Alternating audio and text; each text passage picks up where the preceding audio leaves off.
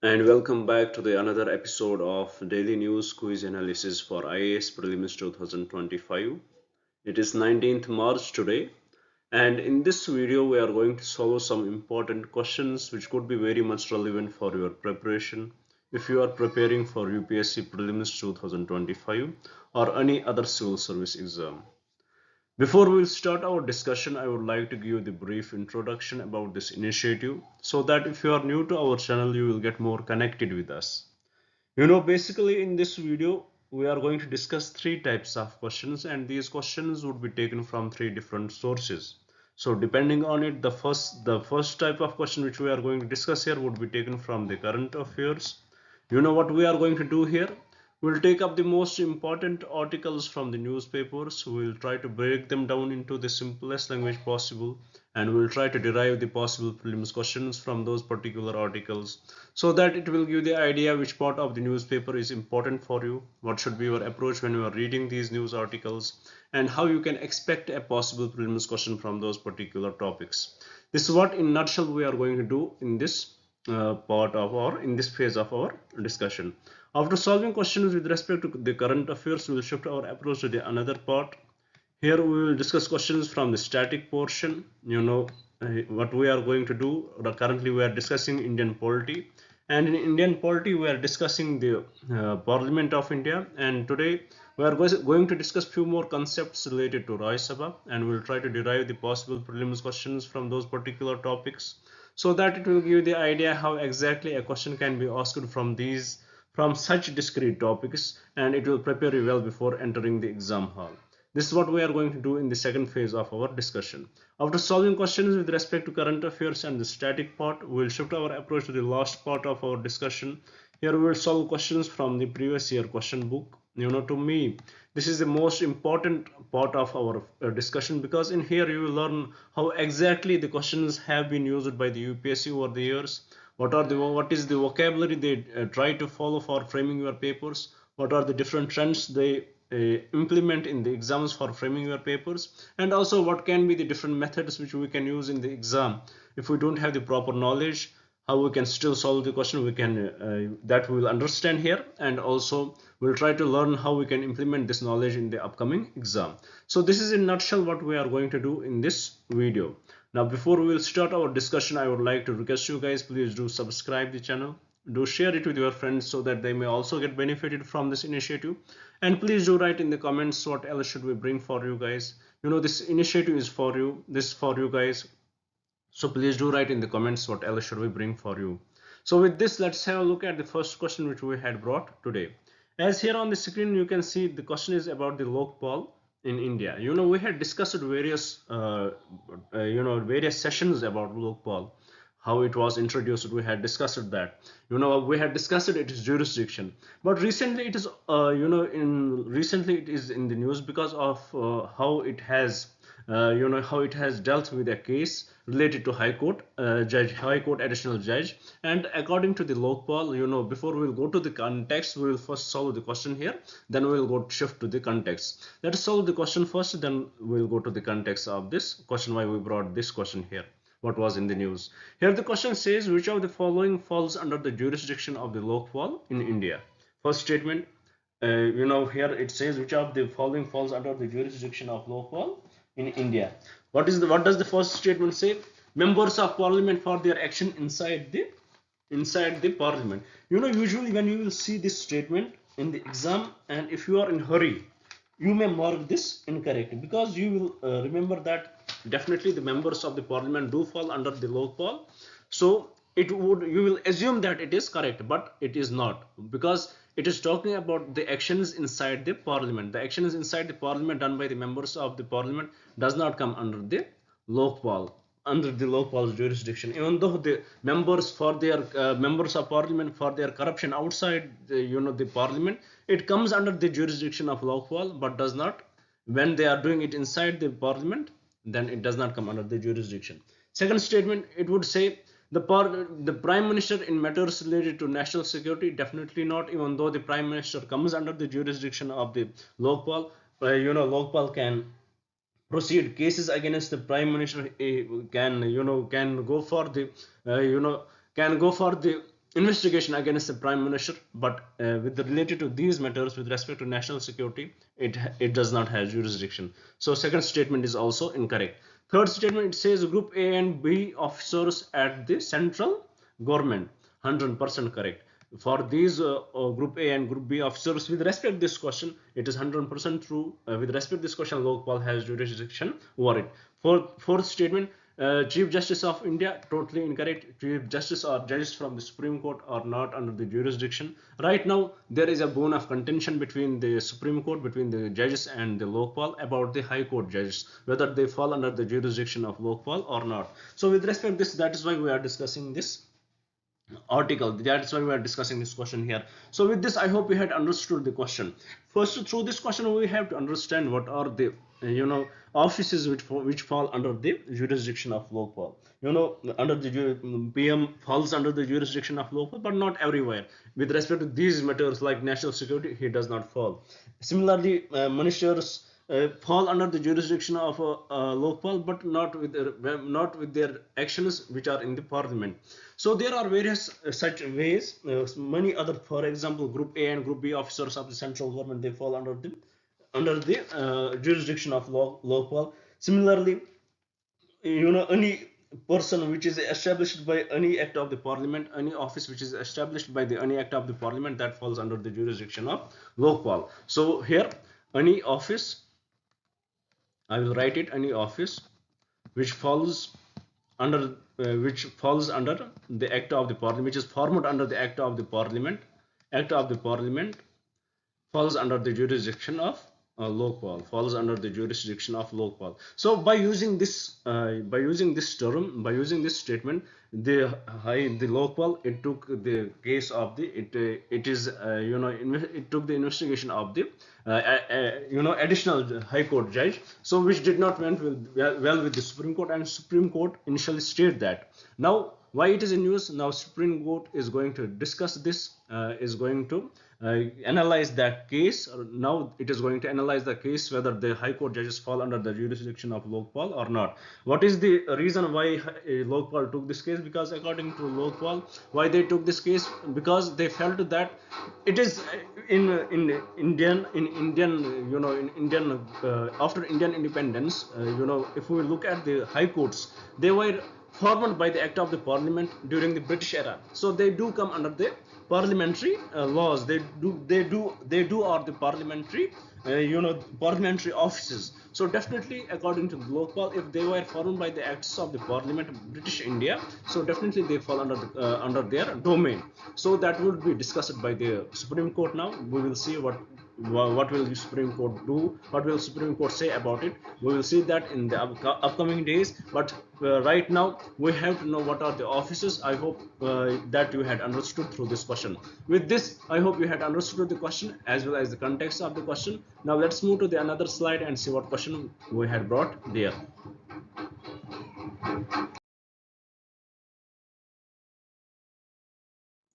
As here you can see, the question is asking about the form 17A and 17C. So here we need to know what they are about. Why we are discussing this? Because recently we saw that how all political meet was held by Election Commission, and many concerns were discussed which are often raised against the elections in India. So with respect to this, there are concerns that Form 17C is not shared with everybody. It should be shared. Earlier, Election Commission of India did not agree to even discuss over it. Now they had agreed to discuss over it whether it would be shared with everyone or not. That would be discussed by the Election Commission of India. Similarly, other issues were also discussed. For example, issues about how there are such increase in voter turnouts at different places. Especially we had discussed it with respect to the case with respect to Maharashtra, and also we had seen the duplication of votes, the issue of duplication of votes, that was also discussed. So there are chances that the Election Commission will go for the linking of Aadhaar card with the voting voter ID cards. That may be done, that step may be taken, and it would be very much optional. So with respect to this, there may be amendment to the Form 6B, where there was option, where there are two options. There are various options where you mention the name, and also about the Aadhaar card, whether you want to give the Aadhaar card Then the option was, another option was you don't have the Aadhaar card. Now the third option would be added there, that you don't want to share it now, because it is very much this form 6b, it is very much what giving the Aadhaar card, it is very much optional. If you want to go for it, you can go for it. If you don't want to go for it, you will not be forced to go for it. So there are various challenges which were discussed in the article, and to be honest, we had already discussed them, and if we will discuss them again and again, it does not make any sense. But here we had brought this unique question, because a question about it can be asked. It is very much they are very much, these formulas are very much near to it, so we need to have the proper understanding about it. Let's solve the question here. Here the question says, consider the following statements regarding the Form 17A and 17C as used in the Indian electoral process. First statement, Form 17A records the details of every voter who enters a polling booth and casts their vote. First statement, Form A records the details of every voter who enters a polling booth and casts their vote. And casts their vote, this is not exactly how it is done. Who enters the polling booth, whether he will cast it or not, this is not mentioned under Form 17A. So first statement becomes incorrect. Second statement, Form 17C provides a polling station-wise account of voters recorded, included details of EVM usage and voter turnout. 100% correct. It gives us the ID numbers, it gives us the EVM numbers and everything. So Form 17C is much broader than the Form 17A. So second statement is correct. Third statement, both forms are mandated for public disclosure by the Election Commission of India to ensure transparency. No, they are not mandated for the public disclosure. So third statement is also incorrect. So with respect to this question, the correct statement would be statement 2 only. So here I had not brought the exact options, so I would eliminate this A and B. So option 2 only would be the correct option. That is, option A is the correct answer to this question. So why option A is incorrect? Because even though the Form A records the details of every voter who enters a polling booth, but it does not include those who casted their vote. So Form A does not, is first statement is incorrect. So with respect to this question, I hope you had understood the question and also the context of the question. With this, let's move to the another slide and see what question we had brought. Here the question is again with respect to Balochistan. There was discussion over it. Balochistan, there was a kind of advice to the Pakistan how they can protect the Balochistan. According to the author in that particular article, he is actually saying that the resources what are in the Balochistan, they should be used for the Baloch people only. Then only it can be protected. Pakistan can protect the Balochistan, otherwise it may secede away from the Pakistan. So this was the issue discussed in the news article there. So with respect to this, let's have the final look at the Balochistan issue. Let's have a final look at its geographical features and let's solve this question. And this would be the final discussion over it, unless anything new would come up. So let's solve this question. Here the question says, with reference to Balochistan, consider the following statements. First statement, it shares a land border with Iran, Afghanistan and Pakistan. 100% correct. It shares land border with all the three countries. Second statement, the Gwadar port located in Balochistan is key component of the China-Pakistan economic corridor. 100% true, and that is the bone of contention between the Balochistan and the Balochistan Liberation Army and the Pakistan. That's why they feel that their resources are extracted by the Chinese people and they are used by rest of the Pakistan other than Balochistan. So this is one of the issue. Third statement, the region is rich in natural resources including copper, gold and natural gas, but faces challenges related to resources exploitation and revenue sharing. 100% correct. Fourth statement, the Balochistan Liberation Army is the only active separatist group operating in the region. This is very unique, very extreme statement we can say. So fourth statement is incorrect. So with respect to this question, the correct statement would be statement A, that is 1, 2 and 3 only. With this, let's move to the another slide and see what question we had brought there. Here the question is with respect to the challenges faced by the gig workers in India. With respect to the gig workers, there were various acts were brought by the various states. For example, Rajasthan, they had brought the acts. Similarly, Karnataka brought. But the article here discussed that how those acts brought by those states were in a way diluted, or yet their notifications had not been formed because of the pressure from the money pressure groups, especially the big industries. They are not letting the states to form such laws which are benefiting the gig workers. So here, that is not the discussion which we need to discuss for the prelims exam. But what do we need to know? What are the challenges, various challenges faced by the various gig workers in India? That we will understand through this question. First, let's see what does the question say. Question: consider the following challenges faced by the gig workers in India. First statement: lack of social security benefits, including health insurance and retirement plans. 100% correct. This is absolutely true. Second statement: absence of clearly defined employment status, leading to ambiguity in labor rights and protection. 100% correct. There is no clear defined employment status. Third statement: fluctuation in income and unpredictable work schedules resulting in financial instability. 100% correct. Fourth statement: limited access to formal grievance redressal mechanism and collective bargaining platform. 100% true. And that was also in a way discussed in the article, that there is no collective bargaining for these gig workers because they are on the phones. They get that we have a right. For example, any Ola driver will get a notification that he has a ride. He will go. He won't have the bargaining power.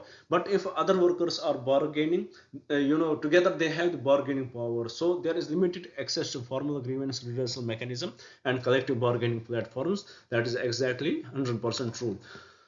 So with respect to this question, the correct statements are statement 1, statement 2, statement 3, and statement 4. And from the code given below, the correct code would be option D. With this, let's move to the another slide and see what question we had brought there. Here the question is talking about the Hindu Marriage Act 1955. Actually, it is highlighting what are the grounds for the divorce which are exclusively available to women. Why we are discussing this? Because recently the Madhya Pradesh government, the Madhya Pradesh High Court, MP High Court, it gave a very unique judgment that denial of right to study as a ground for divorce for Hindu women. That if a woman is denied the right to study, that can be the ground for the divorce. So here we need to understand what are the specific reasons which are very much specific to women for going for the divorce. And in that we have to understand these are few. Cruelty is at the top. So cruelty is at the top for a woman to go for the divorce, and this MP High Court highlighted that if you will deny the right to study, it will. If MP High Court highlight that if a right to study will be denied, it will count under the cruelty, and it can be the reason for the divorce. So there was a case related to a woman who was a teenager, and she was married to a person, and it was promised her that she will be allowed to continue. She was actually 12th pass, and it was promised her that she will continue her education after the marriage, but it was not kept by her in-laws and the husband. So she went for it, and finally this verdict came from the MP High Court. So with respect to this, let's understand what are the other reasons which can be the reasons available for, which are the reasons available for the woman to go for the divorce. Let's understand that through this question. Here the question says, under the Hindu Marriage Act 1955, which of the following grounds for divorce are exclusively available to a wife? First statement: if the husband has been guilty of rape, sodomy, and or bestiality. 100% correct. It comes under cruelty. If he is sodomy comes under the autonomy of the body of woman. She cannot be tortured. We know about this. This is something sensitive, sexually sensitive. We know about sodomy. If the husband is guilty of rape, that can be the reason for her going for the asking for the divorce. And bestiality, if the husband is involved with sexual offense with animals. So first statement is 100% true. Second statement: if the husband has been guilty of bigamy, if the person is guilty of bigamy, he has one or more wives, he has two or more wives, then definitely he has two wives, then woman can ask for the divorce. So second statement is also true. Third statement: if the husband having more than one wife living solemnized another marriage before the commencement of this act. 100% true. Fourth statement: if the husband has repudiated the marriage before her attaining puberty, 100% correct. Before her attaining puberty, 100% correct. Once she will attain this puberty, she will have the right. So with respect to this question, all the 4 statements are correct. So the correct option would be option D. With this, let's move to the another part of our discussion. Where we have one more question from the current affairs. Let us see what question we had brought on the next slide. Here the question is asking about the future of free speech index. Which organization gives us this future of free speech index? You know why it is in news? Because it has released this future of free speech index was released, and it has given what are the countries which has the highest levels of right to free speech and expression. And it highlighted that the number 1 position was given to Norway and Denmark, and India got a 33rd rank. India got 33rd rank under this index. So with respect to this, let's solve the question, which is the organization which gives us this index. It is the organization which gives us this index is the future of free speech, Vanderbilt University. It is given by this. Option C is the correct option for this question. So with respect to this question, I hope you had understood it and also the contexts. Now with this, let's move to the another part of our discussion, where we will solve a question from the static portion. As you know, currently we are discussing the Indian polity, and in Indian polity we are discussing the Parliament of India, and in Parliament of India we are discussing Raj Sabha. So today we will discuss much related concept to the Raj Sabha and see what question we had brought. Here the question is talking about what is the quorum required to constitute a meeting. Quorum required to constitute a meeting of the Raj Sabha. So basically, the quorum is mentioned under Article 100 of the Indian Constitution. It says how much under Article 100 of the Indian Constitution, the quorum to constitute a meeting of either house of the Parliament is 1/10 of the total number of members of the house. So what is the quorum? It is 1/10 of the total number of members of the house. Total number of members of the house. It is the quorum. For any meeting to be held, for any meeting, if they want to go for any meeting, this much should be the quorum. If at any time during a meeting of a house there is no quorum, it shall be the duty of the chairman either to adjourn the house or to suspend the meeting until there is quorum. So if there is, at any meeting there is no quorum, then it would be the duty of the chairman to adjourn the house or suspend the meeting until there is quorum. So that is what you need to know about the quorum required to constitute a meeting of the Raj Sabha. Now let's solve the question here. The question says, what is the quorum required to constitute a meeting for the Raj Sabha? It is 1/10 of the total members of the house, total number of members of the house. So correct answer to this is option A. With this, let's move to the last part of our discussion, where we will solve a previous year question. Currently we are discussing questions from world geography, and for the most of the time questions like this were asked, and this question was asked in 2006, I guess. Yes, this question was asked in 2006, and let's see what does the question say. Question says, claims to the historical Macedonia territory have been a bone of contention between which of the following countries. So which of the following countries are working on or quarreling on the Macedonian territory? So what are the countries involved in this? It is definitely Bulgaria and Greece. So correct answer to this would be option 2. So with this, we had completed today's discussion. I hope you would have liked the video. I hope you would share it with your friends, and I definitely hope you would subscribe the channel. Thank you for staying with me. Thank you very much, and have a nice day.